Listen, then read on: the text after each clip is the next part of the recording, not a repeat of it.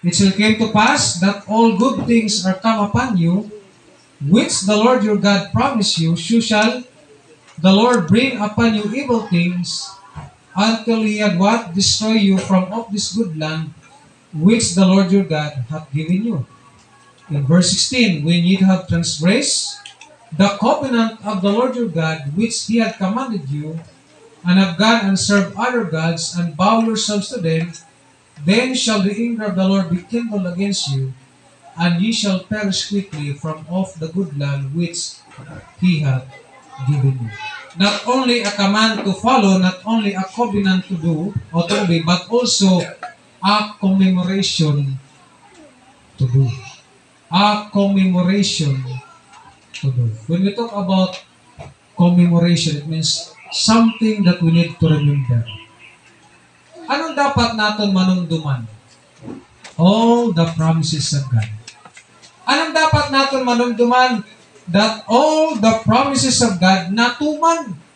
Sini Joshua din ayaw niyo kalimti nga ang tanan nga sarit Ginoo waray kapakyas.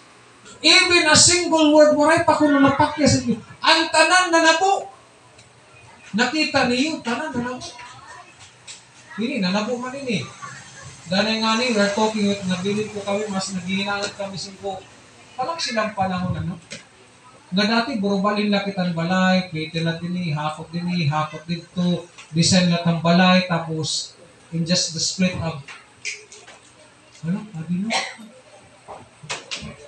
It is one, nga, fruit ni Ginoo, nga tinulat niya saan.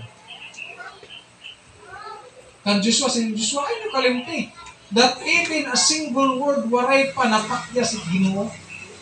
Tanan nga yagin saad na tuman, this land, the houses, tanan, di na aton. Dalimang ka, ang mga vineyards warera pagtanong pero ira na ang kunan. Ang mga balay ng mga maghusay ira na ukyan, dirira amo naghimo.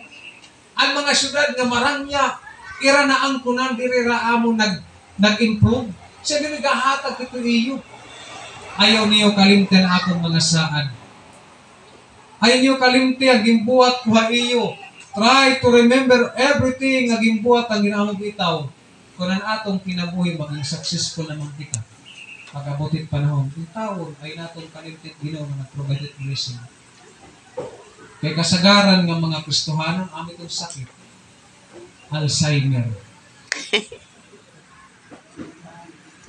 Kaya ng pastor, Alzheimer, kay gimplis na nga ng Ginoo. Wala na church. Alzheimer, may nakastupnik. Nangalimot na nga ni, makulit ako lumingi. Di ba? Kunya na, imugin ka drivean, motor laanay, bangisot, tagaan kang Ginong Pajero. Kung i-bless kang Pajero, ipagamit niya po ng Ginoo. Lord, amen. Lang yan, Pajero na ipagamit ko ng Ginoo. Kung dati ang imong gagamit dapat sa kayan buti ay tagaan kang barko ang Ginoo. Ito. Pastor, may conference sa Cebu, sakay kitang barko, ano na akong barko, gagamiton ta. No? It means to say, always, hinumdumi it Ginoo nga naghatag din nga blessing. Kaya makuri mga kabugtong kung mga limot kita. Kaya kita pa naman pagkabutit panahon, nangangalimot kita blessing it Ginoo. Nangangalimot kita na Ginoo ngayon nag-provide ng mga tanan. That's why we need to bring all the praise and glory to God. Ano bitaw, kada tuwig we are celebrating our Thanksgiving. Anong purpose natin pastor kaya naman kita Thanksgiving Sunday? Pagpasalamat ang bugos na tuwig. Kaya makuri nga malabay ang tubig, madlabay ang tuwig na di kita magpapasalamat. Baga kita hatubangan ng Ginoo ba ng mga ingratitude. Di maaari magpasalamat. Our Thanksgiving Sunday is one way to express our thankfulness for all the blessing na katanang tanan. Hindi ba ang blessing Ginoo from January, February, March until this time? Kita ang provision ng Ginoo. Buhay ka pa. Buhay ka pa. Kaya kung di rin na mag-provide Ginoo mo, waray ka na, di na kita makikirig ka. Recall all the memories. Recall all the blessings na gi-provide ang Ginoo. Remember them. Count them. Sige pa man natong kanta, not only count, but also what? Name them one by one. Can we name all the blessing ng Ginoo? Can we count? Dahil siguro magtangkitahin 2025, pag iniyak ang blessing ng Ginoo, ano? Tikang katawo naton, no? Una naton nga birthday, pag-eskwela naton, hastaya na, mayat naton, sige daw. Ikaw, Joel, kiray mo dad ni mo, Well? 12. Mayat niyo ang blessing at Ginoo mo kinabuhi. Ikaw na, kiray dad ni mo, Nay. Mayat na niyo ang blessing ang Ginoo. Ikaw, Nay. Sige daw, hinanay, kiray dad ni mo, Nay. 80 ka na, di ba 80? O, 80 years old na hinanay. Mayat pa niyo muna yung blessing ng Ginoo. Kung mayat man naton, siguro malaki ka makakalimtan. Okay? Kulang pa ini. Yeah?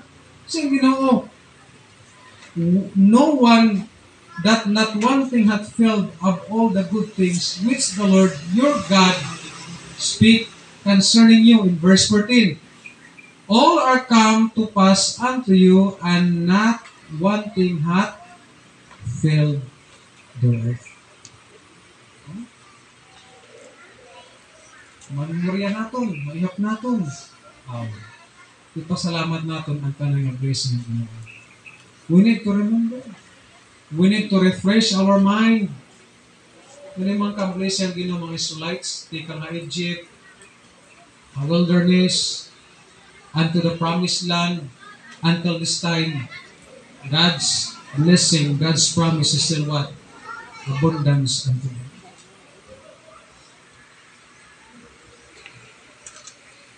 Saglit, makakabot ka nga ni unahan. Makabot ka na ito finish line. Makuha na nimo ang blessing at Ginoo. Ngayon mo gindi-deserve. Ayaw kalimot pagbingin ng Ginoo. Lord, salamat. Kung waray ka, hindi ako makakabot din. We need to commemorate everything. Ang Ginoo, waray, mga limot ka atin. Ang Ginoo, padayon na po provide our health, our life, our finances, our physical strength, wisdom. Sa paman ni Joshua, waray panapakyas sa all things. There are yet many much land to possess. Number 1, there's still what? A command to follow. Number 2, a covenant to obey. Number 3, a commemoration to. Please stand. Let's